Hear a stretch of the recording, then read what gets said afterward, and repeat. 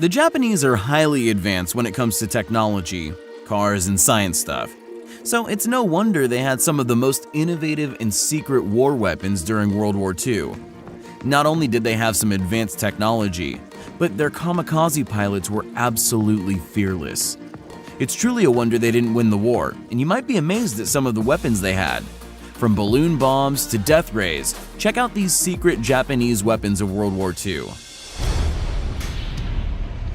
While the rest of the world developed high-powered missiles, the Japanese went in a slightly different direction. That direction was up, and up to the jet stream over the ocean. These nitrogen gas-filled huge balloons had bombs attached to the bottom, sandbags, and timers. The enemy sent them into the winds to be carried across the Atlantic Ocean to the US. When the outer bomb was detonated, it fell into the forests and trees and could cause huge fires and destruction. They hoped this would distract manpower away from the actual war into fighting forest fires instead. We are in front of the flaming front! It didn't have quite the bang they had hoped. Although the Japanese did send over 200 balloons to America and Canada, the destruction and casualties these devices caused are unknown. We know how Pearl Harbor turned out. Talk about sea domination. Being an island nation, the Japanese wanted to take the oceans as well as land. These amazing World War II Japanese submarines were fitted with a topside attached cargo space, the airtight holding areas that could house 3 kamikaze planes. The planes were specially designed with foldable wings and tails to be able to fit into the tubular tunnel end to end. When the sub was ready and in place, it would surface and send the planes into attack mode. Unlike traditional aircraft carriers, these planes were never coming back. They had one final and fatal mission: attack the enemy at high speed undetected.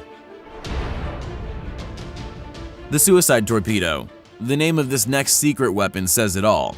This 48-foot-long steel torpedo was manned with a young soldier trained to steer the bomb, but set to escape just before impact. The long-ridged bomb and warhead was almost impossible to steer accurately or effectively, and most of the soldiers were fatally injured during training and the testing phases. The driver, or torpedo rider, sat in a flimsy canvas chair and had to attempt to direct the underwater bomb using gyroscopes and periscope and rudimentary controls. However, the 3,000-pound bomb would leak, and most of the pilots drowned or exploded before the target was ever reached. This secret weapon never hit the intended target. Let's take a walk underwater. The Fukuri suicide attack suits were made for just that. These wartime wetsuits were equipped with 30-plus pounds of explosives attached to a 15-foot bamboo pole. The weighted suit would allow the soldier to walk underwater undetected, and sometimes for several hours at a time in deep waters.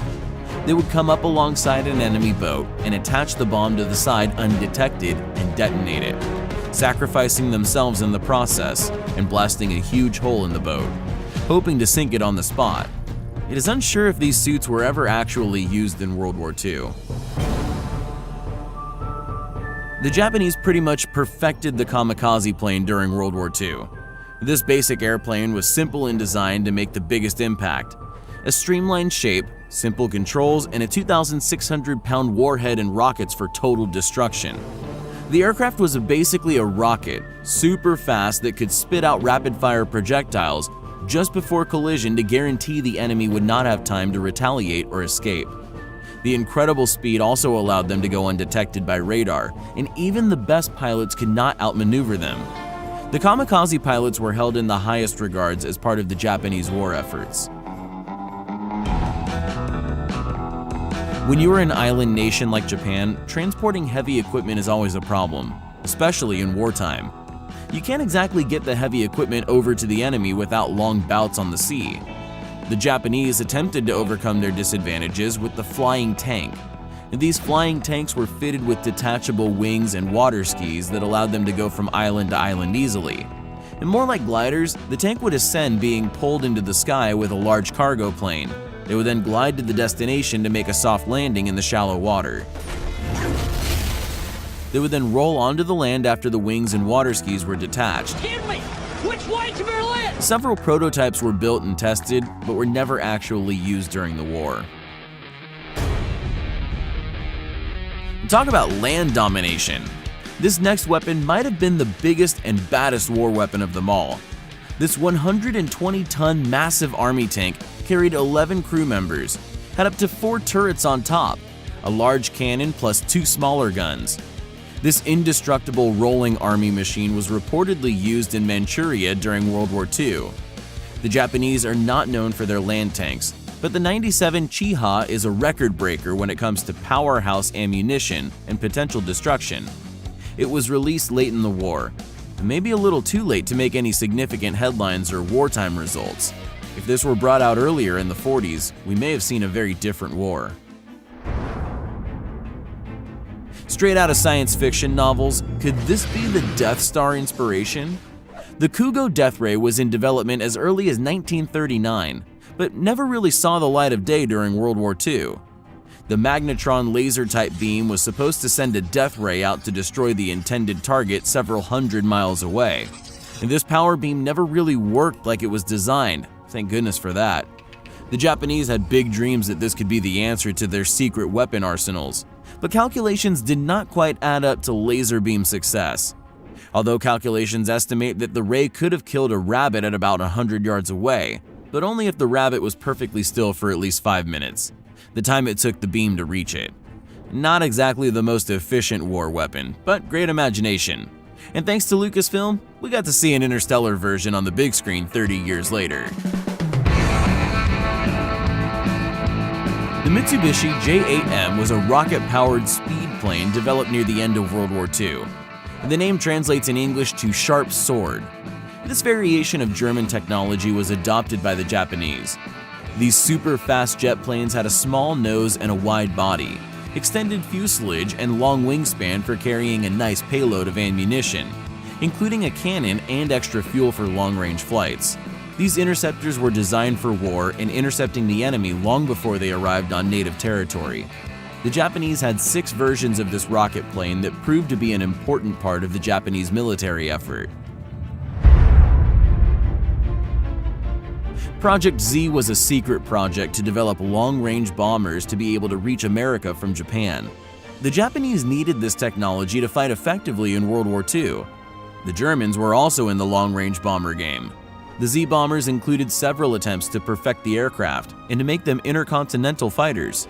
The G-10N had a maximum speed of 679 kilometers per hour, included 4 20mm guns and cannons, and could hold up to 20,000 kilograms of bombs.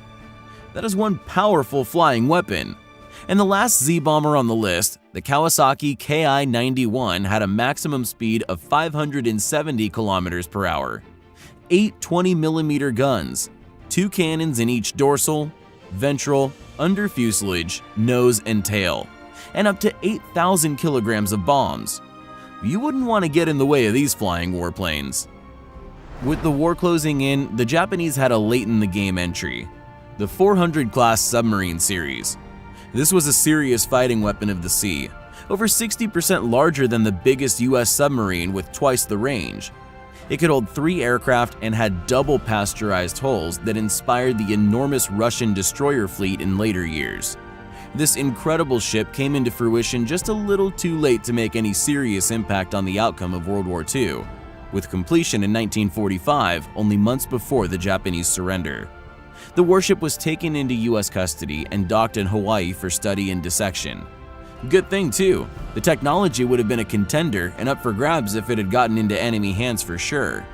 Although the Japanese were ahead of their game when it comes to groundbreaking secret weapons, maybe they tried to spread their technology a little too thin to be as effective as good old-fashioned grunt and manpower. And when the US won the atomic race, that literally knocked everyone else out of the water, so to speak. We hope you enjoyed the video. Which of these weapons did you think was the coolest? Tell us in the comments, and if you liked the video, don't forget to subscribe and turn on notifications so you'll be the first to know when a new video comes out. Thanks for watching, and we'll see you next time.